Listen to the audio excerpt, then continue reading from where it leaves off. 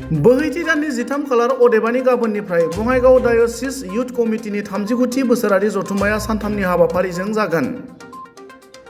Bongaigaon डायोसिस youth कमिटिनि बानजायनायाव बुरपार गामिनि NELCआव जानो गोनां सानथामनि हाबाफारियाव मोन 10 दालायनि ख्रीष्ट सिबियारिफोरा बाहागो लागोन होनना फोरमायनायजों लोगोसे रायजो राजाफोरखौ बाहागो लानो खावलायदों प्रग्राम कनभेनर अजित बसुमतारी बिथाङा। बेयावनो प्रभु जिशु ख्रीष्टखौ हामबाय होनो आरो बिनि अननाय बिनि दैदेननायाव जोंनि जानो थांगासिनो दङ BDYC कनफारेन्स बेखौ जोङो जागायजेननायनिफ्रायनो दिनैसिम जोङो मावबोगासिनो दङ आरो जोङो बे BDYC कनफारेन्सनि जिथुनाखि माने डेकोरेसन जोङो बेखौ बेबायदि खालामबाय जे बर' हारि हिसाबै बर' खृष्टान हिसाबै जोङो बर'नि मोनसे आब्रु गोनां मोनसे डेकोरेसनफोरखौ जों खालामबाय। जोङो दाबो बर' जाथि बेयावनो दङ आरो बर' जाथिखौ जों जोबोद मोजां मोनो आरो बे बर' जाथिनि कालसारखौ लानानैनो जोंनि न' बां थानाय जानाय आसार बेबहार जोङो बे रोखोमै जोङो साजायबोगासिनो दङ। बेनिखायनो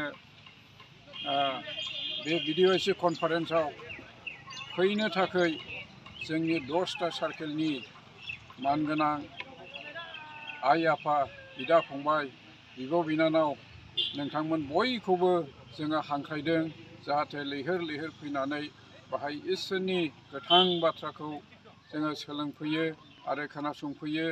बिनि थाखाय बे BDYC कनफारेन्सनि कनभेनर जानानै नैबे समाव आङो नोंथांमोनखौ खावलायदों आरो अनुरद खालामदों जाहाथे नोंथांमोनहा लैहोर लैहोर फैयो आरो फैनायनि लामाखौबो नोंथांमोननो एसे बेनि गेजेरजोंनो बे खबरनि गेजेरजोंनो नोंथांमोननो मिथिहोनो नागिरदों।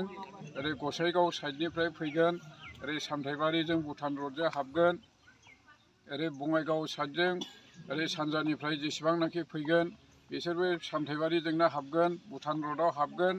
बिनिफ्राय जोङो फैयै फैनानै जोंनि जायगानि मोनसे लामा बे दरखं मोखाङावनो जोङो मोनसे हाबनायनि जायगानि लामाखौ जोङो बेयावनो क्लियार खालामना होगोन।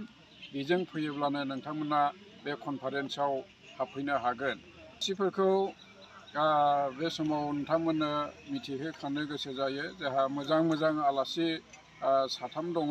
दा बिथांमोननिफ्रायनो जोङो इसोरनि गोथां बायख'खौ नांगौबादि जोङो सोलोंबावनो गोनांफोर बाथ्राफोर आरो मिथिनो मोनबावनांगौ बाखिफोर जोङो बिथांमोननिफ्रायनो जोङो मोजाङैनो मिथिगोन।